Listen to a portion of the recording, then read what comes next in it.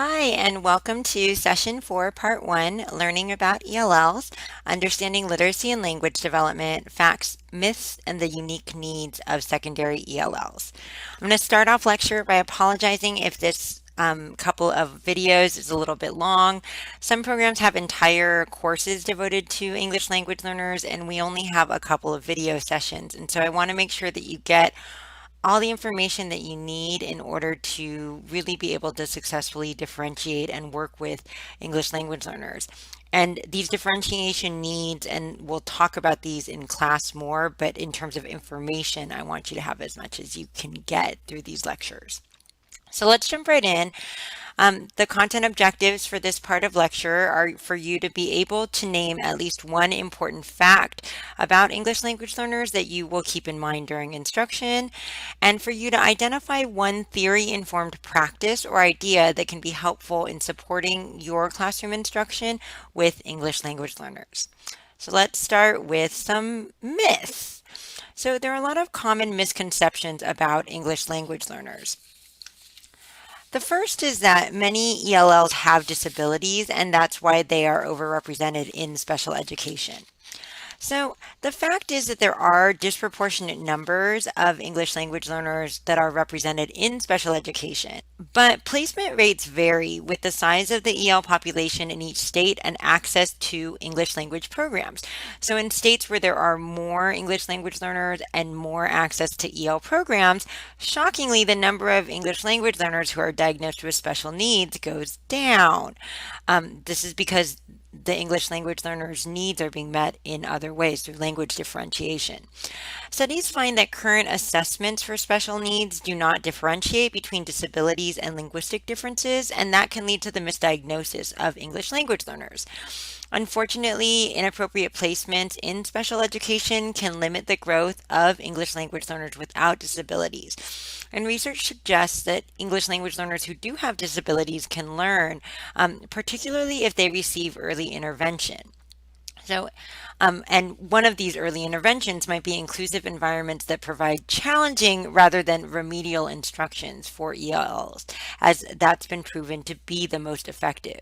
ELLs, while also overrepresented, may be underrepresented in special education for these same reasons: inappropriate ability to test English learners and distinguish between disability and language. So another myth is that, and this one is really popular in society, that children learn a second language quickly, naturally, and easily. So for some people, that's true. However, there's a variety of sociocultural and learning factors that can affect language learning. English language learners might face additional challenges such as acclimating to a new culture and status, undocumented status, refugee status, something like that, that interfere with learning English. Given this, instructors really need to learn about culturally relevant materials and culturally relevant responsive pedagogy that honor the humanity of students and build on students' cultural and linguistic resources while teaching language through content and themes. So students are developing their content knowledge at the same time they're developing language.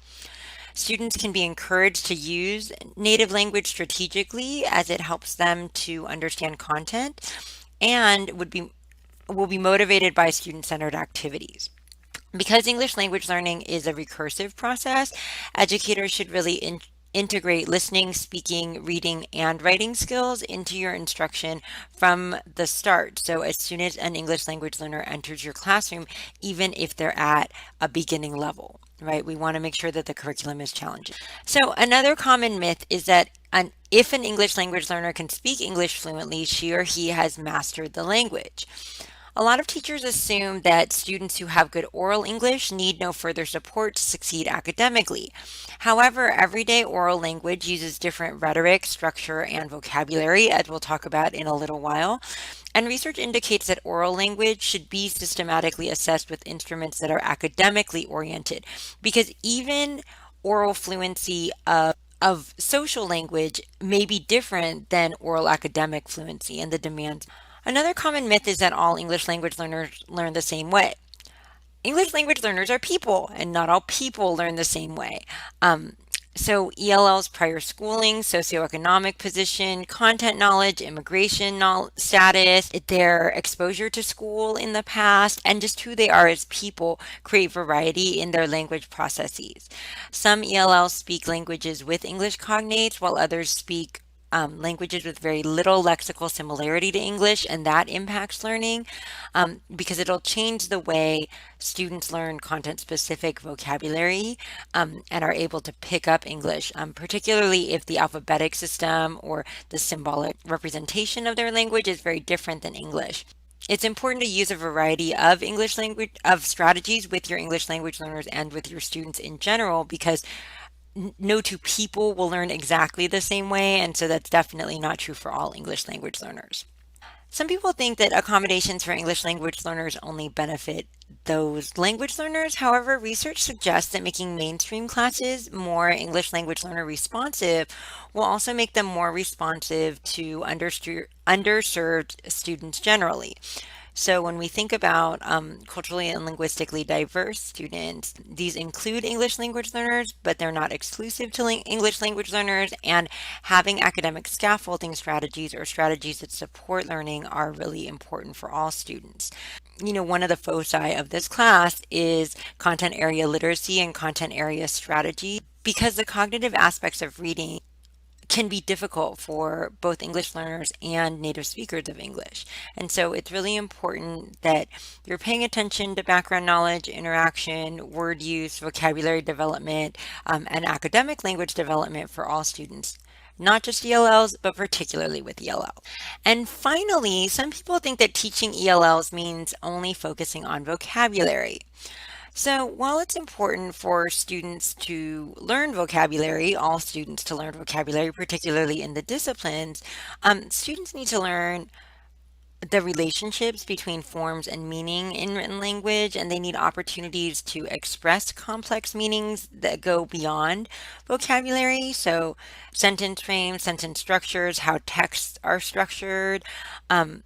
Those are really important to English language learners, even if their English language proficiency is limited. So we can teach things in conjunction with one another. So not just vocabulary, but also language structure and proficiency at a similar time or concurrently with teaching the vocabulary. So it's not to say vocabulary isn't important, but it's not the only thing. So what are some facts about English language learners? One of the facts that you may not know about English language learners is that they are the fastest growing segment of the student population. So the highest growth for English language learners between 1992 and 2002 was in the secondary grades between 7th and 12th grade, where ELLs increased by approximately 70%. Nationwide, in 2002, English language learners comprised 10.5% of the nation's K-12 enrollment.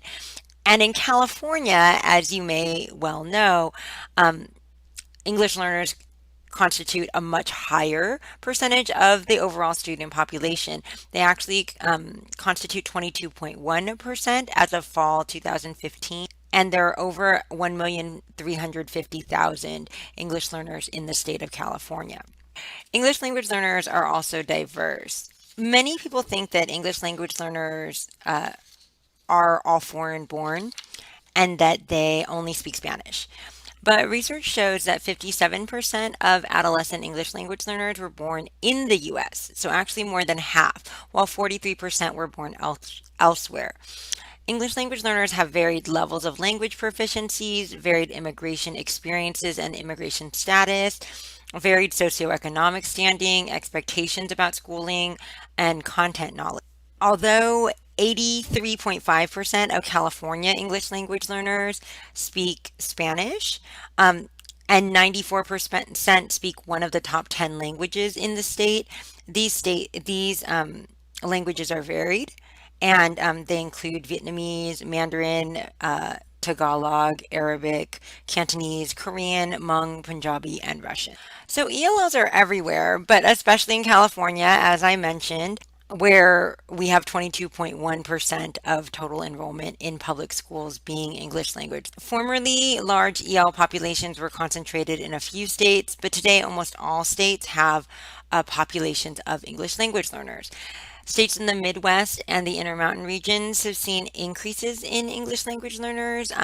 For example, in Illinois, enrollment of Latino undergraduates at the higher education level grew by 80% in the last decade. And nationwide, approximately 43% of secondary educators teach ELLs. Obviously, again, that's much higher in California. So it's true that some English language learners struggle academically. In 2005, 4% of ELL eighth graders achieved proficiency on the reading portion of the National Assessment for Educational Progress versus 31% of all eighth graders generally who were found to be proficient. Non-native English speakers 14 to 18 years old were 21% less likely to have completed high school than native English speakers. And that could be because it took them longer to complete high school, but they were also less likely to do so. Another important fact to recognize is that not all multilingual students are English language learners. So there are over 2.5 million students in California that speak a language other than English in their homes. That's 42% of the state's public school enrollment. However, only half of multilingual students are actually designated as English language learners. So it's important to recognize that just because a student speaks a second language may not mean that they're actually English language learners. And then finally, although most English language learners are elementary school students in California, over 1/4 of English language learners are secondary students. So the majority of English learners, 73%, are enrolled in the elementary grades. And then there's a big push for redesignation for a lot of reasons that I can, but mostly so that English learners aren't tracked and put into intervention classes that make it hard for them to graduate from high school and secondary school. So there's a lot of, plus it's easier to get redesignated at the elementary school level. So there's a lot more English language learners at the elementary school level, but 27% are enrolled in secondary grades, so grades 7 through 12. So what are some factors impacting English language learners? Well, there are lots of factors. So one of the things that we're going to talk about is the strength and language development in their first language. So those of you who teach world languages or took a world language in high school may remember that there's a requirement to have a C or better in English. And part of that is based on this idea that the strength and your proficiency in your first language is going to really support your development of a second language. And so that also works for English language learners. So if there is strong literacy and language background in your first language, it is easier for you to understand the structures of language in an additional language. So I talked a little bit about this earlier, but what the first language is and the similarity to English is also a factor that impacts language learning. If you have a language with cognates in English, with a similar structure and alphabetic system, it's going to be easier to pick up English than learning a whole new system. Another factor is the environment for development of a second language. Again, for my world language folks, you can think about this as acquisition of a second language. For everybody else, when we're thinking about acquisition and development of English, we have to think about where the second language is spoken or practiced. Is it only at school? Is it only in class? Or is the student immersed in the language both in school, out of school, with friends, etc.? A lot of students or a lot of immigrant communities will congregate together and form ethnic enclaves, which are great in terms of establishing community cultural wealth, but may make it a little bit more difficult for students to acquire the second language because they're not speaking and practicing as much. It's also important to think about who is speaking the second language. We talked about a couple weeks ago, adolescent development and how important it is to be accepted by a peer group. And so if your peer group is speaking your first language, and teachers are speaking your second language, or people you don't identify with, or people you don't feel are supportive to you are speaking your second language or English, that may inhibit your ability to learn. And then also whether a learner feels safe in that environment. We're going to talk about that a little bit more when we talk about theory. Another factor relates to cultural acclimation and immigration. And so this really has to do with how well the how well the student is adjusting to the situation of being in America, in an American school, in your particular school, whether what the student's immigration status is, their documentation status, given changes in political climate, how the student feels supported or welcomed within the school environment, within the country. And then also factors not just impacting the student, him or herself, but also the student's family. This can all impact language learning. As we move kind of to theory, recent theory in English language acquisition or second language acquisition in general posits that language learning is a complex system. This complex system comprises interrelated biocognitive, sociocultural, historical, and political elements. So language learning isn't just one factor, it's actually impacted by many factors. Drawing from key second language acquisition theories and brain theory, we can consider five key factors related to language learning. And those factors are the rate of exposure to the target language. So just what we talked about, right? Who's speaking? How often do you see that person speaking? Is that speaking comprehensible to you? The diversity of authentic input. So when we're thinking about a world language class, a lot of those situations or dialogues, especially in traditional beginner world language classes, can be very constructed. And so one of the things that impacts language learning is how much do you get authentic input? So how real is the dialogue that you're actually engaging in, or the interactions that you're engaging in.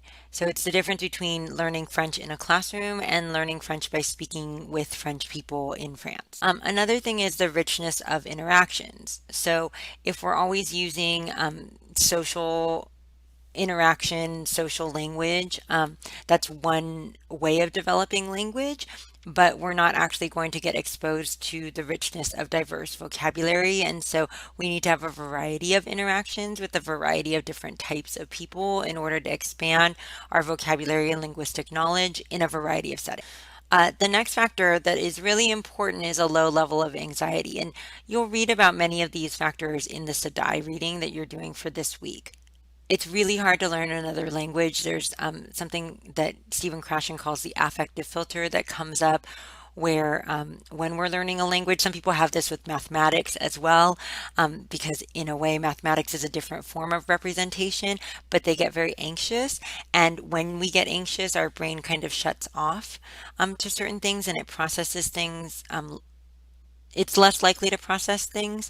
And so if we have a low level of anxiety, that can really support. And then the last factor is the rate of autonomy or control over one's learning. So how much is it a person's choice to learn a new language? How much do they want to learn that language? Are they motivated by different factors, both positive and negative, to learn that language? And do they feel in control of their own situations, both in terms of the language learning and also in terms of their life situations? Because again, these things are interconnected, but if we're not as a human being feeling safe, we have a higher level of anxiety and we also may not feel autonomous in our interaction. So I wanted to highlight Jim Cummins, who is a second language acquisition theorist, and he's done work in this field for about 30 years and his work has evolved. And you'll hear a lot of references to the work of Cummins. So I just wanted to talk a little bit more about. One of the things that you'll hear, or you may have heard already, or you hear a lot, is the idea of BICS versus CALP in terms of language development. BICS is basic interpersonal communication skills. They're like the surface skills of listening and speaking, which are typically acquired quickly by many students, particularly for those from language backgrounds similar to English who spend a lot of time in school and out of school interacting with native speakers. So this is like your everyday interpersonal language that you would use to communicate on a regular basis. Cummins drew a distinction between that type of language, BICS, which usually develops very quickly within 1 to 3 years. People can develop that type of fluency, and cognitive academic language proficiency, which can take much, much longer, sometimes 5 to 10 years to develop. And we're talking really about the language of the classroom, more complex language and structures used for academic purposes. both in terms of reading and writing, as well as speaking and listening. So, Bix and Calp is a really important theory that a lot of education folks use. It has been critiqued as setting up a type of dichotomy where people feel like and his initial theory was that Bix develops first and then Calp develops after. But a lot of work has been done in the 30 years since this theory first came out. And it's really much more of a recursive process where Bix and Calp can develop simultaneously, but someone can have a very strong Bix and their Calp can be underdeveloped. And so it's really important to think about things not happening sequentially, but that a lot of these things overlap. So it's not, oh, they have Bix and they don't have any Calp. It's that we're actually trying to develop different uses of language for students. What underlies BICS and CALP is the common underlying proficiency. So underlies your relationship between your first language and your second language, right? So what is the underlying proficiency is basically your level of proficiency in a language that can help you connect it to a second language, right? So your understanding of language structures, of language features, of vocabulary and content, that can help you develop an underlying proficiency that can help you acquire a second language more quickly. Cummins also talked about task difficulty. So when you're focused on language development, if something is cognitively demanding, you want to make sure that it is context rich so that a student can process what's happening because they have an added layer of trying to process the language as well. Okay. If you have underdeveloped language proficiency or you're really struggling with language, you actually may put a lot of things that are both context embedded and cognitively undemanding. So reviewing concepts that also include context to help somebody connect language to that.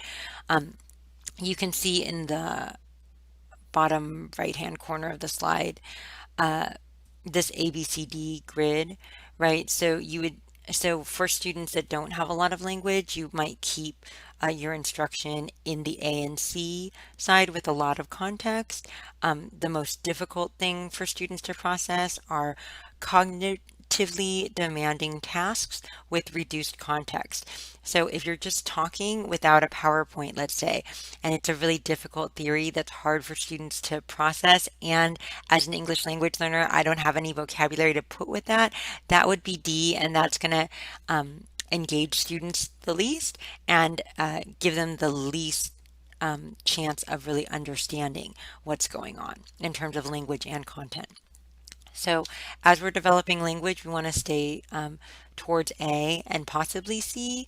And then we really want to develop richness through content. We're almost done, folks. So, couple of last things, additive versus subtractive bilingualism. So, subtractive bilingualism is the idea that when you come to this country, you should stop speaking your home language, and or when you go to school, you should stop speaking your home language, and you should just learn English, or you should just learn a second language and you don't ever develop your home language because that's bad and we're just trying to replace your first language with your second language. Okay, that's subtractive. It's taking away your home language in order to give you this other language.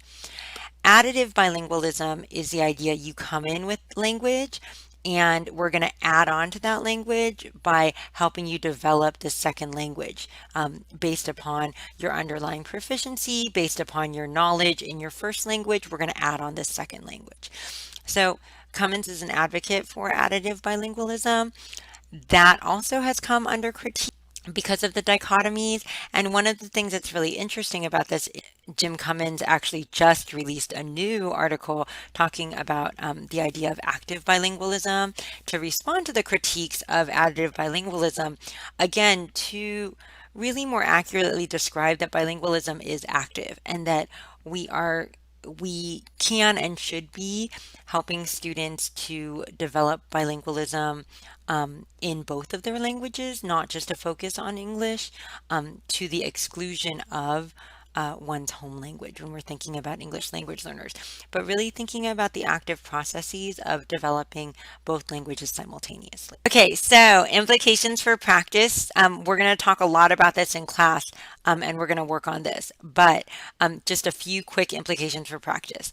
One is make sure that you present English language learners with challenging curricular content, but make sure that you provide context for that content. So context-rich environments. Set high expectations for your English language learners. Don't base those expectations solely on their language proficiency. So just because somebody can't communicate their understanding doesn't mean they don't have a high level of cognitive development and understanding. And then use technology effectively as a tool for support. So there are a lot of translation programs. Google Translate can help you to understand some things, can help your student to understand some things.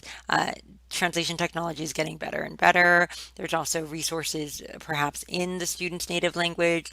A lot of different things you can use with technology to support English language learners in the classroom. Recognize sociocultural factors that may influence and impact language development. So adding to our last couple lectures, really respecting students' humanity is very important. And then position native languages and home environments as resources. So draw from students' cultural and linguistic funds of knowledge and really recognize their humanity in the classroom. So I know that was really long. Hopefully, now that we're done with this part of lecture, you'll be able to name at least one important fact about English language learners that you can keep in mind during instruction, and one theory-informed practice or idea that can be helpful in supporting your classroom